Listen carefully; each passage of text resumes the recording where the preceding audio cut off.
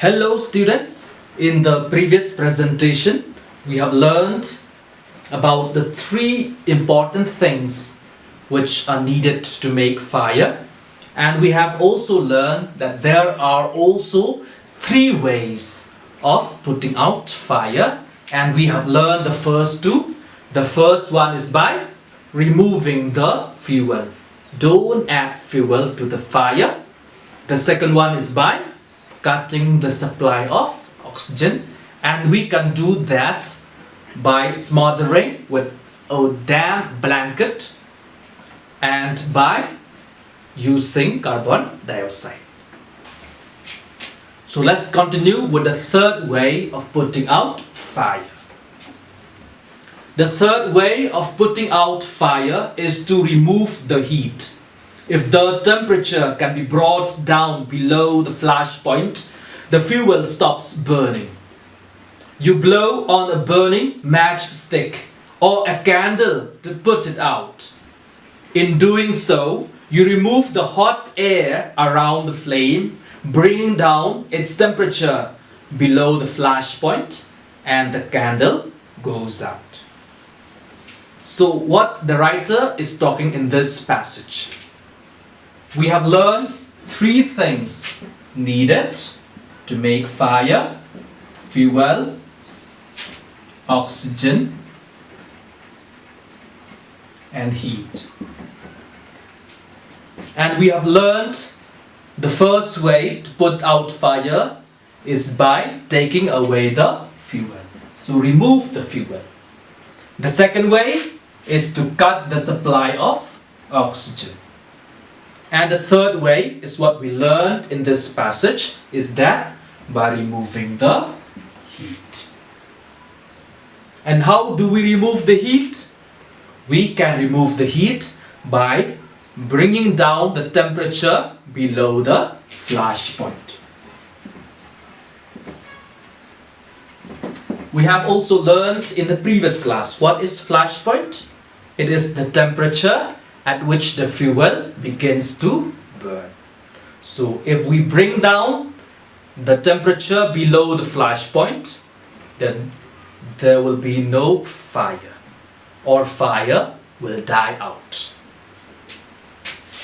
You see this candle over here. What will happen if I blow this candle? What happens? The candlelight goes out, right? So what happens when I am blowing this candle? I am removing the hot air that surrounds this candle. So let's answer to these questions. Fill in the blanks. The third way of putting out a fire is to remove the heat. You blow on a dash matchstick or a candle to put it out. You blow on a burning.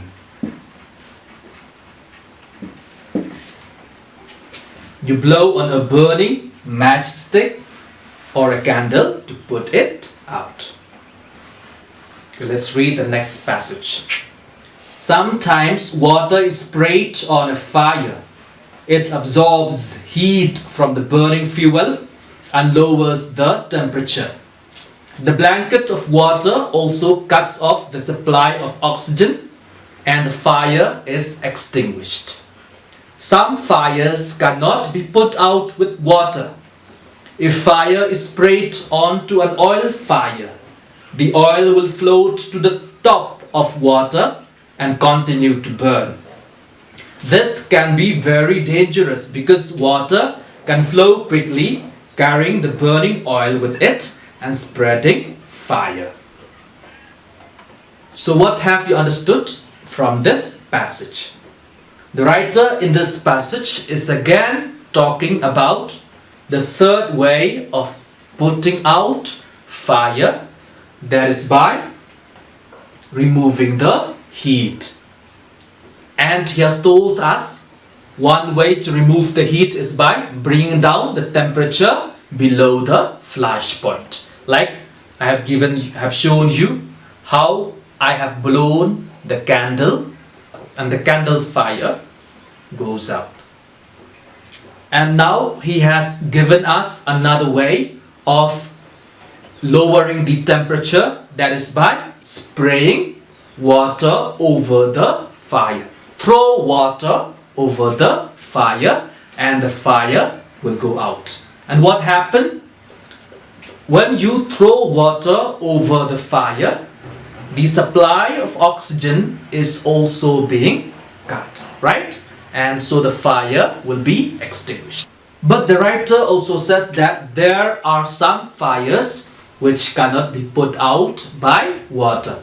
For example, if water is sprayed onto an oil fire, what will happen? The oil will flow to the top of the water and the burning will continue. So spraying water onto an oil fire is not going to help. Rather, it is helping the fire to spread rapidly and the burning is going to continue. So answer to this next question. If water is sprayed onto an oil fire, the first option, the oil will float on top of the water and burning will continue. The second option, water will flow quickly, carrying the burning oil with it. Water will speed up the spread of fire. So which will be the correct answer? The answer to this question is D, all of the above, because all the three will happen if water is sprayed onto an oil fire. Okay, let's read the next passage. Water should also not be used on fires caused by electrical appliances. The person spraying water might receive an electric shock and be killed. A carbon dioxide extinguisher is the best thing to fight an electrical fire. So what is the writer talking here? The writer is talking in this passage that water is not all the times useful for putting out the fire. The first one, he was saying that if water is sprayed onto an oil fire, what will happen? The water will speed up the burning and it can be dangerous.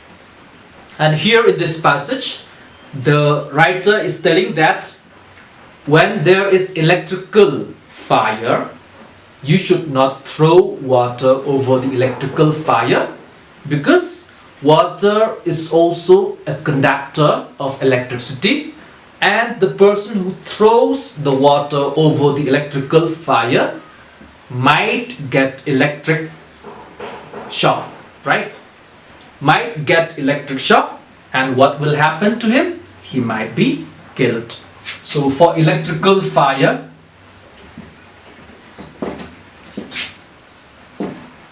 what can we use? We will have to use carbon dioxide extinguisher. And this is going to put out the electrical fire. So I want you to analyze the sentence.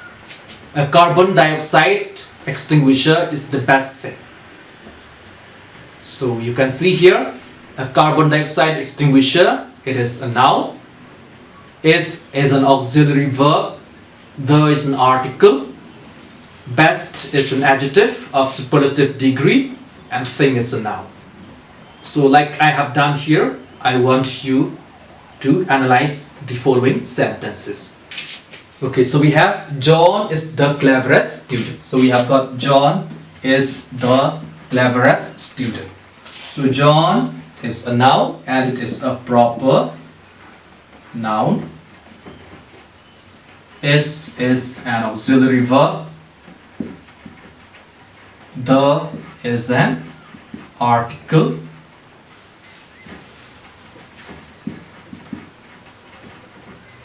Cleverest again is adjective. And student is a noun again. It is a common noun. So you can analyze the following sentences in this same way. So answer the following questions. Why did the writer say that water should not be used on fires caused by electrical appliances? What is the answer? The writer is saying that water should not be used over electrical appliances because water is a conductor of electricity, and if water is thrown over the electrical fire, the person who throws the water might get electric shock and be killed. Next question. According to the writer, what is the best way to put out an electrical fire? What is the best way? To use a carbon dioxide extinguisher. This is the best way to fight electrical fire. So in today's class, we have learned the third way of putting out fire, and that is by removing the heat. And the writer is telling us that water can also be used to bring down the temperature of the fire. But he says fire is not at all times useful, because if it is an oil fire, water will not be useful. And if it is an electrical fire, water will also not be useful. But for electrical fire, the best weapon to fight against electrical fire is the carbon dioxide extinguisher. So I want you to fill up in these empty spaces with the correct answers. So list the 3 conditions necessary for combustion. So the first one will be, what are 3 things necessary? We need fuel, we need oxygen, and we need heat. Now the next question. The writer is telling us 3 ways of extinguishing fire. So can you name them? The first one is by removing the fuel. The second one is by cutting the supply of oxygen. And the third one is by removing the heat. Right? So these are the 3 ways by which we can extinguish fire. So for your homework, I want you to answer these questions. What are the 3 main ways in which a fire can be controlled or put out? Spraying water is not a good way of putting out an oil fire or an electrical fire. Why not? So I want you to answer these questions. And then the next question is that I want you to match the items in box A with those items in box